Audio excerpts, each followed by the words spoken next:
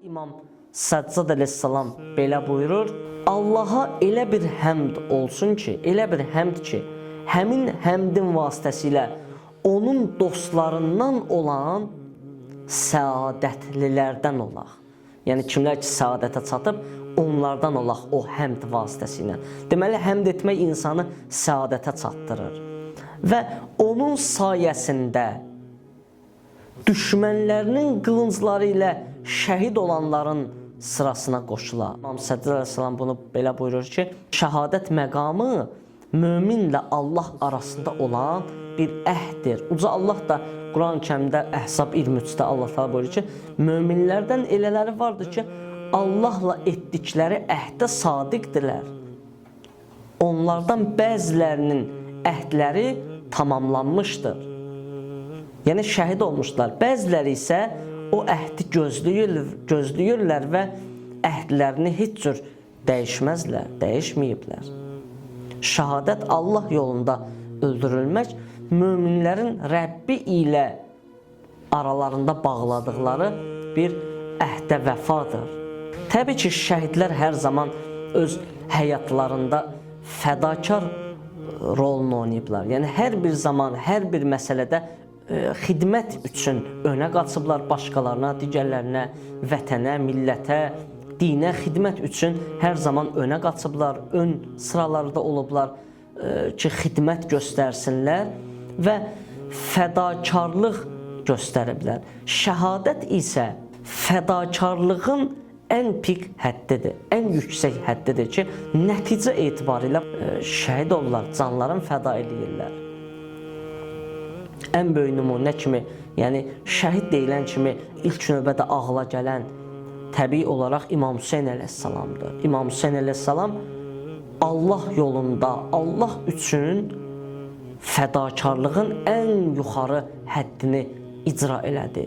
Ailəsi, uşaqları, 6 aylıq körpəsi, xanım Zeynəb, salamlayha, Həzrət Əbəlfəzl Əbbas əleyhissalam və digərləri 72 nəfər nadir şəxsiyyətlərlə, tarixin nadir şəxsiyyətləri ilə getdi Kərbəlada şəhid oldu. Allah Taala o Həzrətin şəfaətin və ziyarətin bizlərə nəsib eləsin. İmam Səccad əleyhissalam Allah nemətlərinə həmd və şükür edərək şəhadət nemətinə nail olmaq üçün, Rəbbi ilə bağladığı əhdi yerinə yetirmək üçün, xüsusilə Aşura hadisəsindən sonra şəhidlər cərgəsində olmaq üçün Allaha yalvarır. Allahdan bunu diləyir, Allahdan bunu istəyir və bunu diləyir ki, həmd və şükür edərək həmdin nurunda, həmdin işığında Rəbbinə qovuşsun və şəhadətə qovuşsun. Bayaq qeyd elədiyi şəhidlər cərgəsində olsun. Həmçinin Həzrəti Peyğəmbər sallallahu aleyhi və aleyhi və səlləm şəhidlərin məqamı haqqında belə buyurur ki, bu dünyada xeyirli yaşamış, imanlı yaşamış və təqvalı yaşamış və dünyasını dəyişən şəxslər heç zaman bu dünyaya qayıtmaq istəməzlər.